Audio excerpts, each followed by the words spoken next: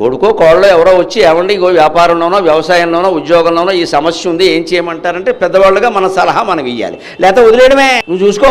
వదిలేసామంటే మళ్ళీ మాట్లాడకూడదు. ఇంకా తాళాలు ఇచ్చామంటే మళ్ళీ అక్కడికి వెళ్ళకూడదు. మనం మళ్ళీ కల్పించుకుని పెద్దవాళ్ళు మళ్ళీ అక్కడ వేలెట్టి అక్కడే కూర్చొని మొత్తం నీకేం తెలియదు అన్నారంటే 50 ఏళ్ల కొడుకు నిర్వీర్యం అయిపోతాడండి. మొహమాటం లేకుండా చెబుతున్నా. వాడిని వదిలేయాలి. వాడికి ఒక వయసు వచ్చింది, 25 ఏళ్ళు వచ్చాయి, పెళ్లి కూడా చేశాం. ముందు వాడి భార్య వాడిని గౌరవించాలంటే మనం ముందు స్వతంత్రంగా వదిలేయాలి. ఏదైనా అడిగితే మీ ఆవిడని అడుగు చెప్పాలి. మీరిద్దరు ఆలోచించుకోండి. మీకు తెగకపోతే చెప్పండి, నేను చెబుతా. అంతేగాని మా అబ్బాయి కోడలను కాదు నన్నే అడుగుతాడు అన్ని అన్నామంటే కొడుకుని చెడగొడుతున్నట్టు లెక్కమ్మ. నాకు ఎవరి ఓట్లు అక్కల నిష్కర్షగా మాట్లాడతాను. మన అడగగానే మనం సంతోషించకూడదు. నన్ను ఎందుకు అడుగుతున్నావురా, వెళ్ళి మీ ఆవిడని అడుగు, కూర్చో, తెలుసుకోండి మీరు అంటే ఒక వ్యక్తిత్వం అభివృద్ధి అవుతుంది అక్కడ.